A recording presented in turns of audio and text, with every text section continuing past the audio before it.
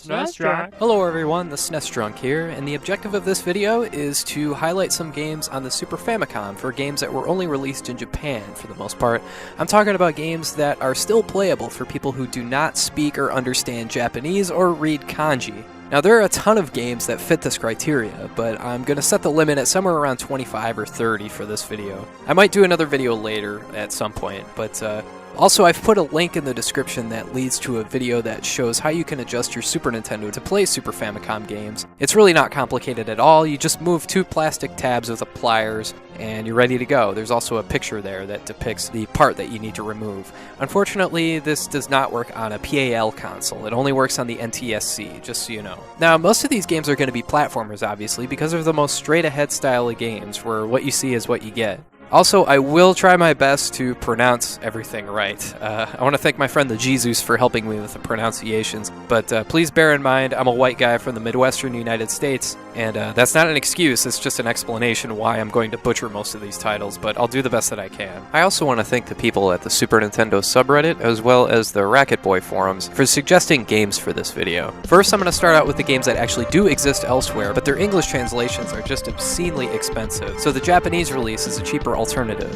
First and foremost, I'm referring to Hagane. This was a Blockbuster exclusive in the US, so it's pretty hard to find, so its prices are just frickin' ridiculous. However, you're not missing out on a whole lot if you just get the Super Famicom version. It's still a bit pricey, but it's well worth playing. It's a massively entertaining action platformer where literally every button on your controller does an attack of some kind. Once you get used to the control, it is really fun to play. However, be forewarned, because this game is extremely difficult. In fact, it's probably the hardest game to beat on either the SNES or the Super Famicom. I'm not kidding. Other cheaper games that are worth considering on the Super Famicom rather than the Super Nintendo are the Mega Man X series, which of course is known as the Rockman series in Japan.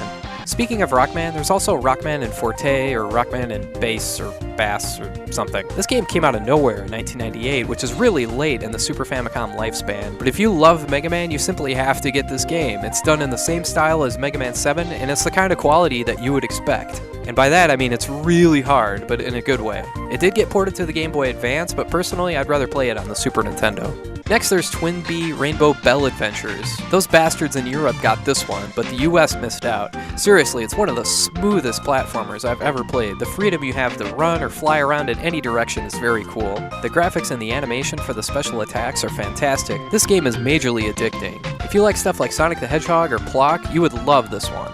Next, there's Hamelin no Violin Tamaki, which I cannot recommend highly enough. I love the artwork and the animation going on here, and the stuff between the two characters cracks me up. There's a lot of anime-style slapstick going on here. You do have to skip through quite a bit of text, but that's okay. This game is a lot of fun, and it will make you laugh regardless. Deae Tonosama Appare Ishiban is another game with a lot of personality. This one takes quite a bit to get used to, but I really like it. It reminds me a bit of Legend of the Mystical Ninja. It gives me that same kind of vibe. There's also Do-Re-Mi Fantasy, Milon no Doki Doki Daiboken. I like a lot of variety in my platforming games, and this one delivers pretty nicely. There's a story here, but you can skip everything and just get to the action. There's Go-Go Akamen. Hey, a game I can actually pronounce, kinda. There are actually 3 of these games, and they all feature character design and artwork from Akira Toriyama, who you'd recognize, of course, from Dragon Ball Z. Again, a really solid series of platformers with tight controls. For a change of pace, there's Maju Uo, a much darker looking game with smaller sprites but brilliant backgrounds and artwork. You kill zombies and get chased by a giant cake frosting dispenser. Okay. Hyperia is more of an exploration kind of game. You have pretty large maps to explore and you gotta find your way around. The hints are all in Japanese, of course, but this game is still a quality piece of work. Last but not least, there's Super Back to the Future 2, which the angry video game nerd has obviously already covered, but it's a pretty good game on its own, it's worth mentioning. For fighting games, there's Gundam Wing Endless Duel, and seriously, just look at this game. Do I even need to say anything? It's ginormous mech robots fighting Street Fighter style. What the hell else do you need? This is freaking awesome! The beat-em-up genre is straightforward by nature. It's hard to go wrong here. My preference is Shonen Ninja Sasuke. I just love the speed of this game. It plays like a Genesis game almost. What other 16-bit beat-em-up is there where you fly across the screen that quickly? I love it. And also there's Ghost Chaser Densai, which is solid button-mashing fun. Parodius, if you couldn't guess, is a lighthearted spin-off of Gradius, and it's really bizarre in that Japanese kind of way. This game is like it was pulled straight out of some crazy person's imagination.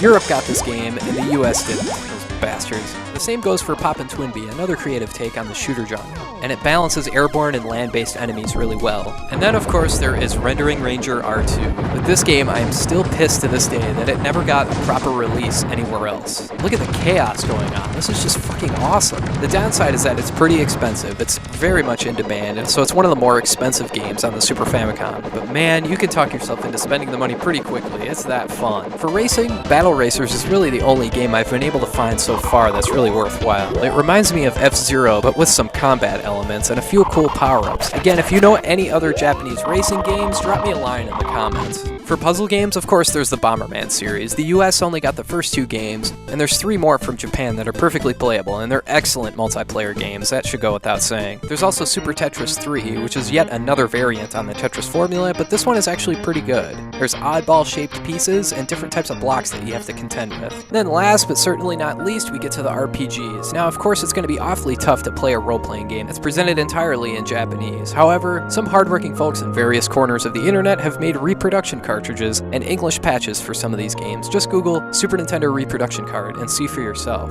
As for the games themselves, I can't go too far into detail without doing them justice, so just to list a few, I'd have to list Treasure Hunter G, Bahamut Lagoon, the Dragon Quest series, Final Fantasy V, Live a Live, the Shin Megami Tensei series, and of course Seiken Densetsu 3 or Secret of Mana 2. Seriously, if you liked Link to the Past or Secret of Mana or any kind of game in that style, you have to play Seiken Densetsu 3. It is absolutely outstanding and one of the best games on either the Super Nintendo or the Super Famicom.